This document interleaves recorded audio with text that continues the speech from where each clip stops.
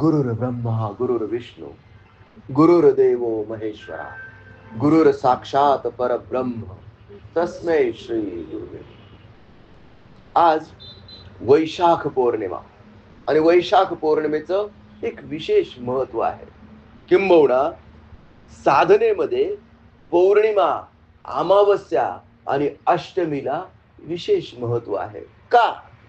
याच्या मागे scientific reason आहे.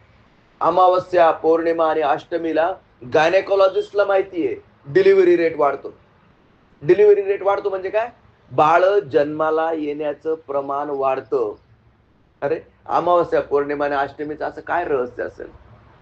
जसं चंद्राच्या गुरुत्वाकर्षणामुळे पृथ्वीवर भरती आणि ओहोटी येते, अगदी तसंच स्त्रीच्या गर्भजलावर या चंद्राच्या गुरुत्वाकर्षणाचा परिणाम होतो आणि प्रीमॅच्युअर डिलिव्हरीज असो किंवा नॉर्मल डिलिव्हरीज असो, याचं प्रमाण अमावस्या, पौर्णिमा आणि अष्टमीला वाढतं. सगळ्या गायनेकॉलॉजिस्टचा हा अनुभव असेल. जशी भरती ओहोटी येते तसं या चंद्राच्या गुरुत्वाकर्षणाचा गर्भाशयातील गर्भजलावर परिणाम होतो. मग तुम्ही सांगा, आपल्या बॉडीमध्ये, आपल्या शरीरामध्ये 70% पाणी आहे. 70% पाणी आहे. त्या पाण्यावर या चंद्राच्या गुरुत्वाकर्षणाचा परिणाम होणार की नाही होणार? Yes or no? 100% होणार. आणि म्हणून जे लोक साधक आहेत, जे साधनेच्या मार्गावर आहेत, त्यांना हा अनुभव नक्कीच येतो की अमावस्या, पौर्णिमा आणि अष्टमीला त्यांची शक्ती, त्यांची ऊर्जा ऊर्ध्व गतीने प्रवाहित होते. अमावस्या पौर्णिमेला बघा गाणगापूरला कशी गर्दी असते. शू करणारे बघितले असतील जर कोणी गाणगापूरला गेला असेल तर. काय असतं हे?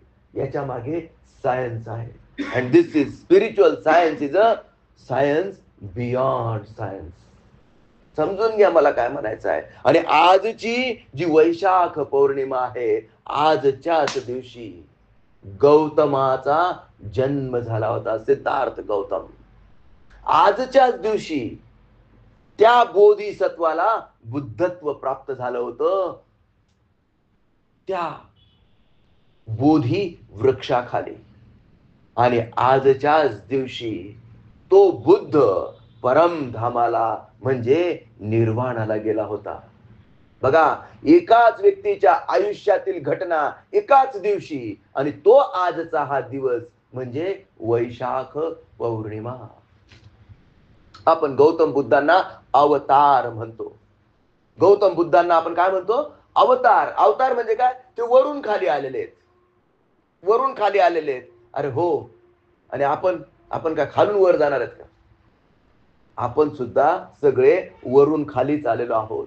दिव्यत्वाची प्रचिती घेऊन आपण जेव्हा साधना, सेवा आणि सत्संगाच्या मार्गावर चालू, तेव्हा आपल्या लक्षात येतं की आपण सुद्धा बोधिसत्व आहोत. बोधिसत्व म्हणजे काय?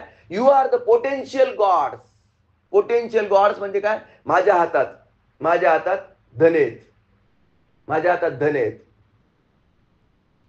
धने म्हणजे काय? कोथिंबिरीचं बीज आहे. Yes or no?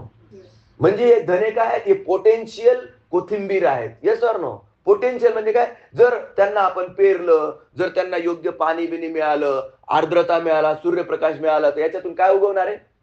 कोथिंबीर उगवणार आहे. Yes or no? Yes or no? याच्यात कोणाला काही डाऊट? अगदी तसंच we all are Bodhisattvas. Bodhisattva म्हणजे काय? You all are potential gods. आपण सगळे देव आहोत. पण आपण मानतो का स्वतःला देव? मानतो का? नाही नाही नाही. का मानत नाही? कारण विकार. आपल्याला माहिती ना आपण काय काय केलेलं आहे. आपण काय काय करतो. या बोटावरचं त्या बोटावर, सकाळी हे तर संध्याकाळी ते. आणि गौतम बुद्ध काय म्हणतात? बुद्धं शरणं गच्छामि, धम्मं शरणं गच्छामि, संघं शरणं गच्छामि. याचा अर्थ काय? अर्थ काय? बुद्धम शरणम गच्छामी, याचा अर्थ जे बुद्ध आहेत, जे बुद्धत्वाला पोहोचलेले आहेत, जे संत आहेत, जे एनलायटन्ड आहेत, त्यांना शरण जा, संतांना शरण जा. बुद्धम शरणम गच्छामी. कुणाला शरण जा? कुणाला शरण जा? बुद्धांना, म्हणजे संतांना, ज्यांनी आत्मसाक्षात्कार करून घेतलेला आहे, त्यांना शरण जा. हा पहिला नियम. बुद्धम शरणम गच्छामी. दुसरा नियम काय? धम्मम शरणम गच्छामी. म्हणजे काय? धर्माला शरण जा. धर्मो रक्षती रक्षता. नीतीने आणि धर्माने, सत्य आणि अहिंसेच्या मार्गावर चला, यालाच म्हणतात धर्म. पण आपण चालतो का सत्य आणि अहिंसेच्या मार्गावर? ज्याने त्याने स्वतःच सिंहावलोकन करायचं, आपल्या अंतकरणात, हृदयात बघायचं, आणि मी नीतीने आणि धर्माने अर्थार्जन करतो का? नेते भ्रष्टाचार करतात, डॉक्टर ओव्हरचार्ज करून जास्त पैसे कमवतात, इंजिनियर चुकीचे पुलं बांधतात, शिक्षक बलात्कार करतात. सगळेच नाही, मी काही म्हणतोय, समजून घ्या मला काय म्हणायचंय. आणि काही दुष्ट लोक, दुष्ट प्रवृत्तीचे लोक थोड्याशा मोह आणि थोड्याशा लाभासाठी इतरांचा खूनही करतात. आणि काही जे मूर्ख असतात ते पहलगाम सारख्या ठिकाणी अतिरेकी बनून निरपराध लोकांना मारून टाकतात. कशा करता? सहज. माझ्या बॉसने सांगितलं तुला 10,000 रुपये देतो, ही घे AK-47, जाण मारून ये. बस, जाऊ गेले त्याने मारून आले. इतके मूर्ख सुद्धा या जगात आहेत. धर्मो रक्षती रक्षता. आणि नीतीने आणि धर्माने, नीतीने आणि धर्माने, सत्य आणि अहिंसेचं पालन करून आपण चैतन्याच्या मार्गावर चाललं पाहिजे. हेच गौतम बुद्धांना अभिप्रेत आहे. बुद्धम शरणम गच्छामि, धम्मम शरणम गच्छामि. आणि तिसरं काय? संघम शरणम गच्छामि. संघ. आता आपला हा मदत फाउंडेशन चाकणचा काय आहे? संघ आहे. संघम शरणम गच्छामि. या संघाच्या आयडिओलॉजीला आपण शरण गेलं पाहिजे, म्हणजे स्वीकारली पाहिजे. संघ कशा करता? नाही तर मग हे असे अतिरेकी येतील आणि तुम्हाला ठोकून निघून जातील. लक्षात घ्या, लक्षात घ्या. तुम्ही सत्य आणि अहिंसेच्या मार्गावर चाललात तर याचा दुष्परिणाम काय होतो की कोणी येतं हलकी वडांग पाहून, कोणी बी पाय देतं. विषय समजतोय का तुम्हाला? हलकी वडांग पाहून कोणी पण पाय देतं. आणि याचा प्रतिकार करण्यासाठी काय आवश्यक आहे? अन्यायाचा प्रतिकार करण्यासाठी काय आवश्यक आहे? संघ शक्ती आवश्यक आहे. नाहीतर कोणी येईल आणि आपलं दमन करून जाईल. गुलामाला तो गुलाम असल्याची जाणीव करून दिली ना, म्हणजे मग तो बंड करून उठतो. आणि ह्या गालावर कोणी मारली तर दुसरा गाल पुढे करणं, ही अहिंसा अध्यात्माला किंवा सनातनाला मान्य नाही. अहिंसा कशी पाहिजे? भले तरी देऊ कासेची लंगोटी, नाठाळाच्या माथी हानू काठी. ही अहिंसा, हीच अहिंसा श्रीकृष्णाने अर्जुनाला सांगितली. तो धर्म युधिष्ठिर ऐकत नव्हता. मी खोटं बोलणार नाही. श्रीकृष्णाने सांगितलं मग बघ तुझ्या भावाला मरताना बघ. अर्जुनाला कर्ण मारून टाकेल. आणि ते द्रोण आचार्य आहेत ते. जर त्यांना अश्वत्थामा नरोवा कुंजरोवा तू केला नाहीस तर अर्जुनाला तू तुझ्या डोळ्यांसमोर मरताना पाहशील. हे जेव्हा श्रीकृष्णाने सांगितलं तेव्हा युधिष्ठिर, धर्मराज नरोवा कुंजरोवा करायला काय झालेत? तयार झालेत. विषय समजला का तुम्हाला? विषय समजला? नीट समजून घ्या. सत्य आणि अहिंसेच्या मार्गावर चालताना त्याचा साईड इफेक्ट काय आहे? लोक तुमचा गैरफायदा घेऊ शकतात आणि त्याकरता संघ शक्ती आवश्यक आहे. हेच गौतम बुद्धांनी सांगितलं. बुद्धम शरणम गच्छामि. ज्ञानीवंतांना, एनलायटन्ड लोकांना, संतांना शरण जा. बुद्धाला शरण जा. धम्मम शरणम गच्छामी. नीती आणि धर्माने अर्थार्जन करा, चैतन्याच्या मार्गावर चला, धर्माला शरण जा, कारण धर्मो रक्षती रक्षता.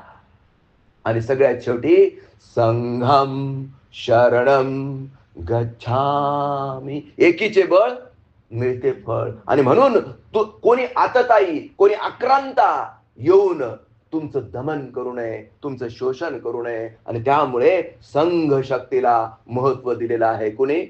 गौतम बुद्धांनी. आणि म्हणूनच अगदी त्याच रस्त्यावर चालून आपण मदत फाउंडेशन चाकण मदत करायची. कुणाची? पहिले स्वतःची. स्वतः जागृत व्हायचं, स्वतः समजून घ्यायचं. काय? मैं देह नहीं नश्वर नासी, मैं अलख निरंजन अविनाशी. I am not this body, I am not this mind also, I am the soul. शिवोहम शिवोहम, आय एम शिवा. देह बुद्धीतून आत्मबुद्धीत चालण्याचा हा मार्ग म्हणजेच मदत फाउंडेशनचा, चैतन्याचा मार्ग. आणि हा काय मदत फाउंडेशनचा नाहीये, हा सनातन आहे. माझ्या सद्गुरु परंपरेतून हा मिळालेला आहे. माझ्या सद्गुरूंनी जे जे आपणाशी ठावे ते ते इतरांना सांगावे, ज्ञानी करुणी सोडावे सकळ जन. हेच ज्ञान कीर्तनाच्या माध्यमातून जनतेपर्यंत पोहोचवण्याचा प्रयत्न केला. आणि आपलं कर्तव्य आहे, जे उद्दिष्ट माझ्या वडिलांचं आहे, जे उद्दिष्ट माझ्या पित्याचं आहे, जे उद्दिष्ट माझ्या सद्गुरूचं आहे, तो झेंडा हातात घेऊन शरीरात शेवटचा श्वास असेपर्यंत आत्मोन्नती आणि विश्वशांतीसाठी कार्य करण्याचा निश्चय, संकल्प आपण प्रत्येकाने केला पाहिजे. आपण प्रत्येकाने केला पाहिजे. हा मार्ग सद्गुरु परंपरेतून प्राप्त झालेला आहे. हंस, ब्रह्मा, अत्रि ऋषी, दत्तात्रेय, नारायण महाराज, सकाळानंद, बंडोबा महाराज, केरबा महाराज, शांतामाई, सच्चिदानंद स्वामीजी, रंगनाथ महाराज आणि ब्रह्ममूर्ती ज्ञानेश्वर माऊलींपर्यंत ही ज्ञानाची ज्योत हंस, सोहम हंस, सोहम हंस, तो मीच आहे. ही ज्ञानाची ज्योत आजपर्यंत तुमच्यापर्यंत येऊन पोहोचलेली आहे. आता हे तुमच्यावर अवलंबून आहे. पटलं तर स्वीकारा, नाही पटलं तर द्या सोडून. मी सांगतो, एक दिवस ब्रह्मज्ञानाने युक्त ब्रह्मक्रिया केली ना, तर 1 वर्ष तुमचं इरेज होतं. कार्मिकली डिक्लटरिंग 1 वर्षाचं होतं. आणि म्हणून दररोज ब्रह्मज्ञानाने युक्त ब्रह्मक्रिया करा. भौतिक जीवनात समृद्धी प्राप्त करा, मानसिक जीवनात शांतता प्राप्त करा, आणि आध्यात्मिक जीवनात परम आनंद, सच्चित आनंदाची अनुभूती घ्या. मदत फाउंडेशन दुःखी, दरिद्री आणि दळभद्री आयुष्य जगायला शिकवत नाही.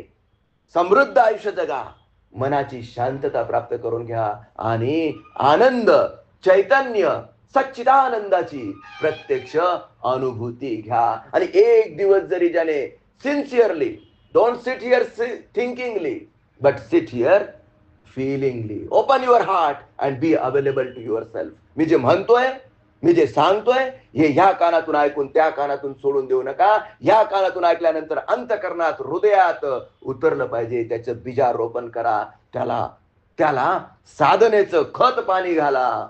बघा, you are the potential gods, you are the potential gods. तुमच्या आज जे चैतन्य आहे ते त्या परम चैतन्याचंच प्रतिबिंब आहे, परम चैतन्याचाच तो अंश आहे. पण हे तुम्हाला माहिती आहे का? आणि जरी माहिती असलं तरी तुमचा त्याच्यावर विश्वास आहे का? प्रत्यक्ष को प्रमाण की जरूरत नाही. एकदा असंच एक शिकलेला शिष्य गौतम बुद्धांची परीक्षा पाहायला आला. परीक्षा पाहायला म्हणजे काय? की खूप ऐकलंय बुवा या गौतम बुद्धांबरोबर. ते प्रवचन देतात, लोकांना चैतन्याच्या मार्गावर चालायला प्रेरित करतात. बुद्धम शरणम गच्छामी म्हणतात, धम्मम शरणम गच्छामी सांगतात, आणि संघम शरणम गच्छामी सांगतात. नक्की काय आहे? यांना नक्की देवाची प्राप्ती झालेली आहे की नाही? भगवंत यांना दिसलेला आहे की नाही? भगवंत यांना भेटलेला आहे की नाही? लोक तर म्हणतात. पण माझा विश्वास नाही. आणि असा हा सो कॉल्ड शिष्य गौतम बुद्धांकडे गेला. गौतम बुद्धांना त्याने नम्रपणे विनम्रपणे विचारलं, बुद्धा, गुरुजी, गुरुदेव, लोक म्हणतात की तुम्ही साक्षात्कारी आहात, तुम्ही बुद्धत्वाला पोहोचलेले आहात, खरं आहे का हे? गौतम बुद्ध फक्त त्याच्याकडे बघून हसलेत. त्यांनी लगेच त्याच शिष्याने लगेच दुसरा प्रश्न विचारला. त्यांनी जरा वेगळ्या ह्याच्यात मॉडिफाय करून सांगितला की तुम्ही जर बुद्धत्वाला पोहोचलेला आहात, तुम्ही जर आत्मसाक्षात्कारी आहात, तुम्ही जर सेल्फ रिअलाइज्ड आहात, एनलायटन्ड आहात, तर तुम्ही निश्चितच भगवंताला बघितला असेल. तुम्ही भगवंताला बघितलेला आहे का? तो खरंच 3 शिर 6 हात असा दत्तात्रेय सारखा, किंवा तो हिरण्यकशिपूला फाडणारा तो नरसिंह आहे का? तो गळ्यात भुजंग, हातात डमरू, हातात त्रिशूळ आणि भस्मांकित शरीर असा शिव आहे का? तो हातात बासरी घेतलेला, गोपिकांच्या मध्ये मोर पिच्छ लावलेला तो श्रीकृष्णासारखा आहे का? तुम्ही नक्की जो बघितला तो कसा आहे? गौतम बुद्धान असे वर बसलेले होते. त्यांनी त्या शिष्याला जवळ घेतलं. त्याच्या डोक्यावरून अतिशय करुणेने आणि मायेने हात फिरवला. त्याच्या चेहऱ्यावरून जसं एखाद्या लहान बाळाला आपण त्याची पप्पी घेतो, तसं अगदी करुणामय आणि अतिशय प्रेमाने त्याला कुरवाळलं. त्या शिष्याला कळे ना, मी विचारतोय काय आणि बाबा करतोय काय. 2, 4, 5 मिनिटं झालेत आणि गौतम बुद्ध उठलेत आणि चालायला लागलेत. त्या शिष्याला वाटलं माझ्या प्रश्नाने बहुतेक बुद्ध त्यांना कदाचित उत्तर द्यायचं नसेल, किंवा त्यांना माहीतच नसेल, असे वेगवेगळे त्याच्या मनात विचार यायला लागलेत. गौतम बुद्धांनी आपल्या प्रश्नाचं उत्तर दिलंच नाही असं तो म्हटला. आणि गौतम बुद्ध चालायला लागलेत. आणि गौतम बुद्ध चालायला लागलेत म्हणजे सगळे शिष्य त्यांच्या मागे मागे मागे चालायला लागलेत. हा पण उठला आणि चालायला लागला. ते ज्या आश्रमाच्या बाहेर गेलेत, त्या आश्रमाच्या बाहेर सुंदर बगीचा होता आणि त्याच्यात वेगवेगळे फुलं, अतिशय इतके सुंदर फुलं, अतिशय त्यांचा दिव्य सुगंध त्या आसमंतात पसरलेला होता. आणि सगळे शिष्य आणि ते गौतम बुद्ध पुढे आणि ते सगळे शिष्य मागून मागून चालत होते. गौतम बुद्ध काय करतायत किंवा कुठे चाललेले आहेत कुणाला काहीच माहिती नाही. फक्त ते वेगळ्याच धुंदीत होते आणि एक मोठं दिव्य वातावरण होतं ते. हा शिष्य याच्या मनात शंका घेऊन की माझ्या प्रश्नाचं उत्तर का नाही दिलं, यांना येत असेल की नसेल. गौतम बुद्धांनी मागे बघितलं. तो शिष्य प्रश्न विचारणारा मागेच होता. त्याच्या गळ्यात त्यांनी हात घातला, पुन्हा त्याच्या केसांमध्ये कुरवाळलं आणि त्याला विचारलं, तुला कशाची जाणीव होत आहे का? तो म्हटला, भारी वाटतंय. त्याच्या शब्दात काय म्हटला तो? भारी वाटतंय. मग गौतम बुद्ध म्हटलेत, भारी वाटतंय म्हणजे काय? हा बघा असा दिव्य फुलांचा सुगंध येतोय, तुम्ही मायेने माझ्या डोक्यावर कुरवाळतायत, तुमचा तो दिव्य स्पर्श माझ्या मनाला मोहरून टाकतोय, माझं माझं अंग अंग शहारलं जातंय. इतकं प्रेम कदाचित माझ्या आईनेच माझ्यावर केलं असेल. इतक्या प्रेमाचा स्पर्श माझ्या आईनंतर फक्त तुमचाच मला जाणवतोय.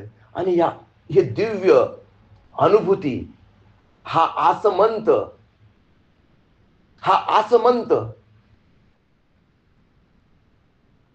असं तो म्हणत होता. तेवढ्यात गौतम बुद्धाने थाडकन त्याच्या गालात एक ठेवली.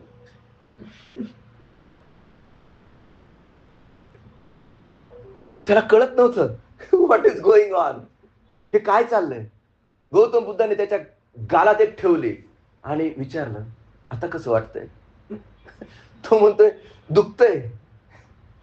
दाखव बरं मला तुझं दुःख. तो म्हटला, कसं काय दाखवू दुःख? दुःख हा अनुभूतीचा विषय आहे.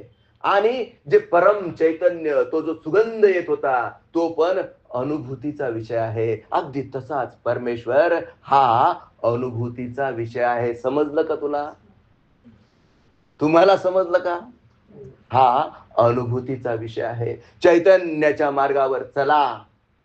दररोज सकाळी साधना, सेवा आणि सत्संगाच्या माध्यमातून अखंड साधना घडली पाहिजे.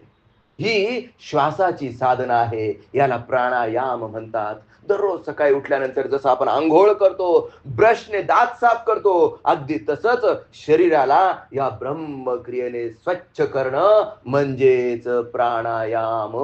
आणि हा प्राणायाम काय आहे? 3 भस्त्रिका. या 3 भस्त्रिकांनी काय होतं? चित्तशक्तीचं रूपांतर प्राणशक्तीत होतं. हीच प्राणशक्ती कपालभातीच्या माध्यमातून 72,000 नाड्यांपर्यंत पोहोचवली जाते आणि अनुलोम विलोमच्या माध्यमातून या शक्तीला, या प्राणशक्तीला बॅलन्स केलं जातं. बाह्य प्राणायामाच्या माध्यमातून ही शक्ती ऊर्ध्व गतीला प्रक्षेपित केली जाते. आणि आजची ही पौर्णिमा या साधनेसाठी अतिशय महत्वाची आहे. आज 1000 पटीने तिची जी ऍम्प्लिफिकेशन होणार. म्हणजे दररोज तुम्ही रेग्युलर दिवसात जी तुम्ही साधना करतात आणि आजच्या दिवशी जी साधना कराल, 1000 पटीने तिचं ऍम्प्लिफिकेशन होईल. आणि म्हणून आजच्या दिवशी जास्तीत जास्त साधना करा. साधना, सेवा, सत्संगाच्या मार्गावर तुम्हाला समृद्धी प्राप्त व्हावं, तुमच्या मनाला शांतता प्राप्त व्हावी आणि तुमच्या अंतरात्म्यात सच्चिदानंदाचा आविर्भाव व्हावा. या शुभेच्छेसह या बुद्ध पौर्णिमेच्या, या वैशाख पौर्णिमेच्या तुम्हाला अनंत शुभेच्छा.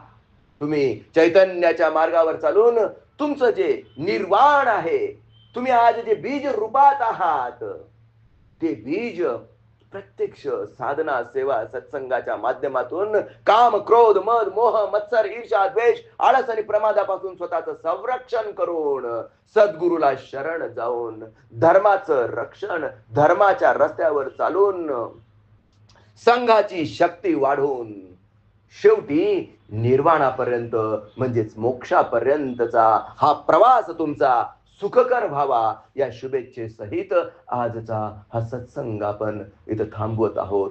श्री गुरुदेव दत्त.